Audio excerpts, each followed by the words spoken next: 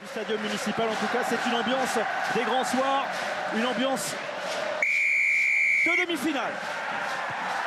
Avec le coup d'envoi donné par Kerwin Bosch, le briviste. Et ballon sur Jérôme Bossuel et déjà la pression de la part des avant-brivistes qui sont d'ores et déjà dans les 22 mètres adverses. La discipline, forcément, sera quelque chose qui souvent est prépondérant en phase finale. Et on oublie les pourcentages, on est dans le présent avec l'international sud-africain.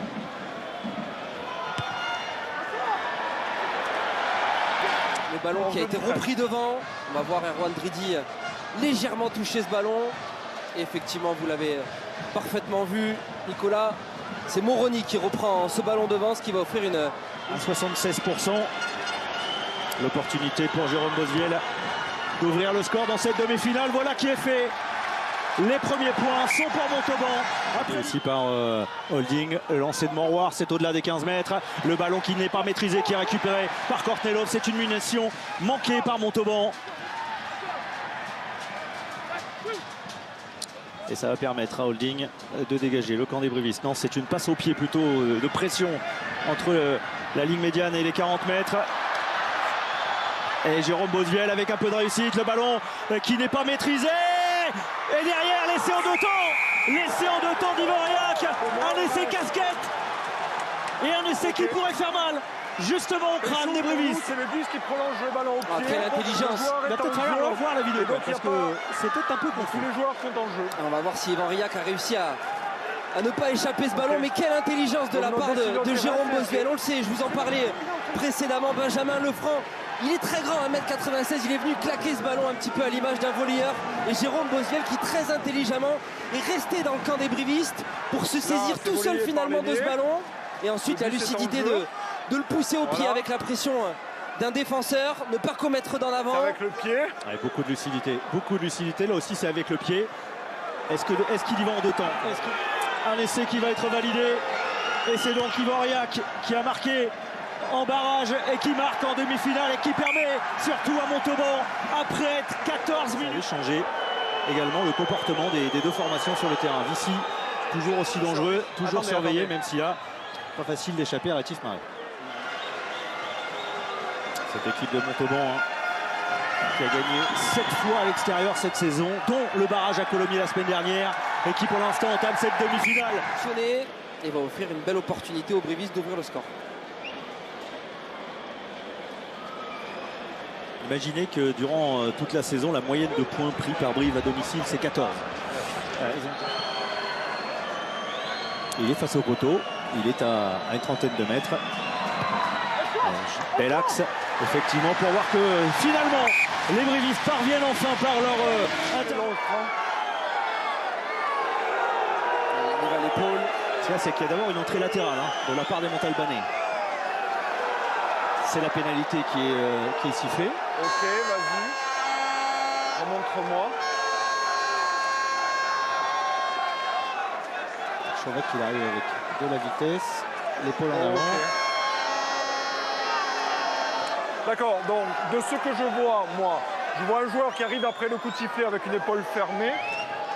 Et donc je vais retourner la pénalité pour l'action du 1 noir avec un carton jaune contre le noir. Épaule fermée, Capitaine, vous l'avez très bien entendu. J'avais une première si pénalité contre vous parce que vous rentrez sur le côté pour gratter le ballon. Vous arrivez après coup de sifflet avec l'épaule fermée sur un joueur vulnérable. 35e carton jaune contre une période, elle ne doit pas lui plaire. Car pour l'instant, effectivement, cette équipe briviste, elle continue sur ses erreurs, sur ses approximations. Et 66% d'occupation de Brive en tout.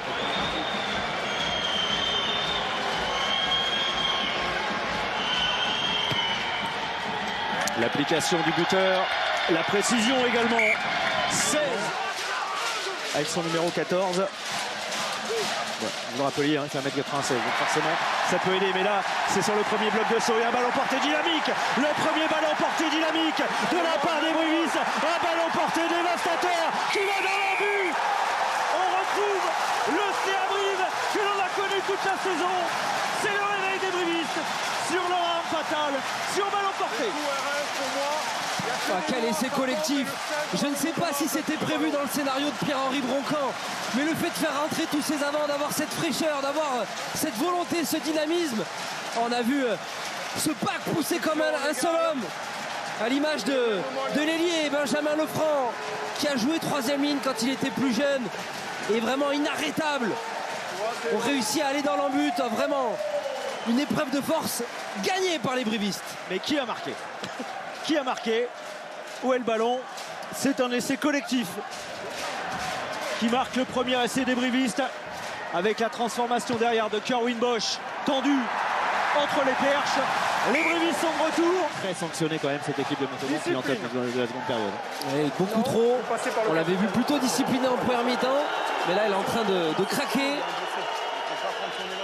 D'accord. Arrêt du temps. Le match face à Grenoble, ici même, mais ça fait 3 semaines. Et Kerwin Bosch qui retrouve de la précision.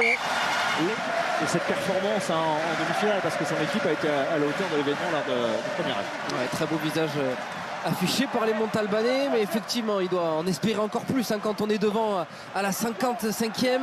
On a envie d'aller peut-être chercher ce qu'on aurait pensé impossible en début de saison. Oui, c'est un gagnant, c'est un gagneur. Et là, il y a un gros plaquage sur Sordoni. Ils sont mis à 2. Avec notamment Baptiste Marin. Le drop. Bosviel, il en a passé 8. Est-ce qu'il va passer le 9e? Est-ce qu'il va passer le 9e? Jérôme Bosviel, encore une fois, le drop. L'arme fatale de Montauban. C'est exceptionnel. On vous en parlait dans l'avant-match. On a vu Jérôme Bosviel se mettre dans l'axe à 45 mètres des poteaux, et avec le calme, la lucidité qu'on lui connaît, être capable de claquer un drop de 45 mètres. Wow, exceptionnel.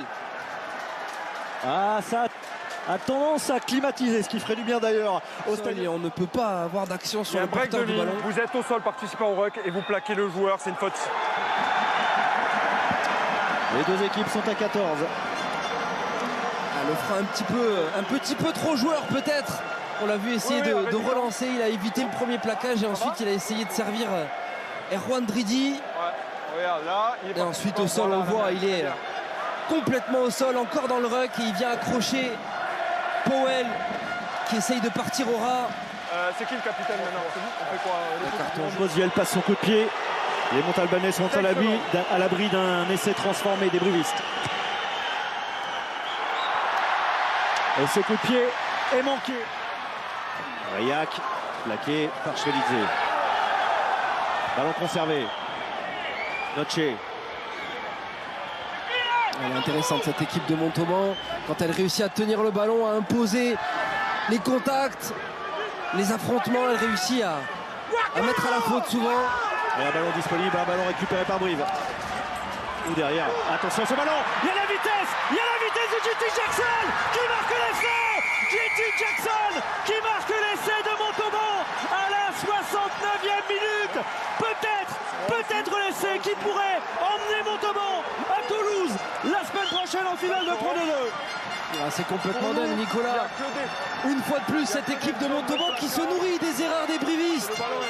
On a une fois de plus jeté ce ballon sans regarder à qui on le donnait. Et JT Jackson, ce diable qui réussit avec la rosée, en tout cas l'humidité, à glisser jusque dans l'embut et à marquer un nouvel essai. Il prend de vitesse Kerwin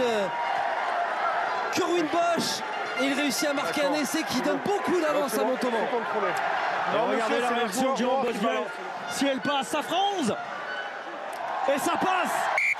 11 points d'avance. Donc, Péchou, nous on a une décision. Voilà, là c'est le noir qui jette le ballon dans son camp. Donc, on restera sur la décision terrain et c'est... Il n'y a pas dans un petit peu mieux. Thomas Fortunel, la patte gauche de Fortunel qui pourrait emmener Montauban en finale de Pro D2. Le serré contre tous.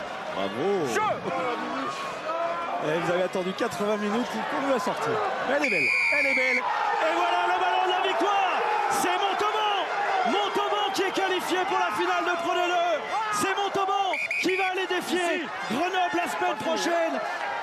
17h30, samedi prochain sur Canal. Reculez. La finale de Pro D2 opposera donc Allez. Grenoble, premier de la saison régulière, à Montauban, 6e à l'issue de la saison régulière. C'est fait. Montauban à Toulouse face à Grenoble samedi prochain en finale de Pro D2. Merci aussi.